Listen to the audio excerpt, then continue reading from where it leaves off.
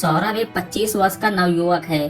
उसका शरीर दुबला पतला है और बदन पर बाल भी ना के बराबर हैं। उसकी कलाइयाँ भी लड़कियों जैसी पतली हैं। सौरभ एक क्रॉस ड्रेसर है। सौरभ अकेला है और एक कंपनी में मैनेजर की पोस्ट पर है। दिन भर ऑफिस में रहकर शाम को अपने फ्लैट पर आता है। फिर रोज की तरह नहा धोकर साड़ी ब्लाउज पहनकर अपना काम करता है। उसके हाथ पैर के नेल्स भी नेचुरली लड़कियों जैसे हैं, जो उसकी उंगलियों के पैरों से आधा सेंटीमीटर बड़े हैं। उसे नेल्स पॉलिश का बड़ा शौक है, इसलिए उसके पास कई रंगों की नेल पॉलिश है। सौरभ की कलाइयों में चूड़ियां भी पहनना पसंद है। जब वो चूड़ियां पहनकर काम करता है तो उनकी खनक उसे एक औरत होने का एहसास कराती है। रात को भी नाइटी पहनकर ही सोता है। उसके पास मेकअप का भी इंतजाम है। एक दिन उसके ऑफिस की छुट्टी थी और वो सुबह से फ्लैट पर लड़की की वेशभूषा में था।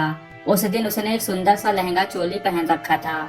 उसके नेल्स रेड कलर की पॉलिश से दमक रहे थे। हाथों में ढेर सारी चूड़ियां डली हुई थी। उसकी आईब्रो भी नेचुरल बारीक थी, बस उनको डार्क कर दिया गया था। गाल पर ब्लश और रेड पॉलिश लगाई गई थी।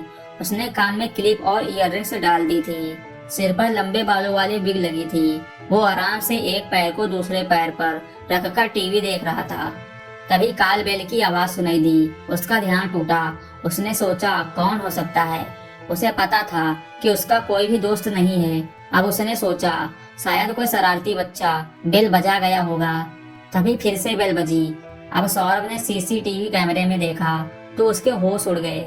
बाहर उसकी पर्सनल असिस्टेंट पायल खड़ी थी। अब वो क्या करता। इस वेशभूषा में उसके सामने जाने की हिम्मत नहीं हुई। तभी उसके फोन की घंटी बजी। सौरभ ने डरते हुए फोन उठाया। हेलो, कौन?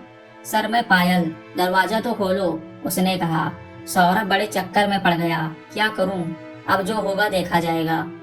दोस्तों, कैसी लगी ये कहानी कमेंट करके जरूर बताइए और इस स्टोरी का अगला पार्ट सुनने के लिए चैनल को सब्सक्राइब कर लीजिए। Thanks for watching.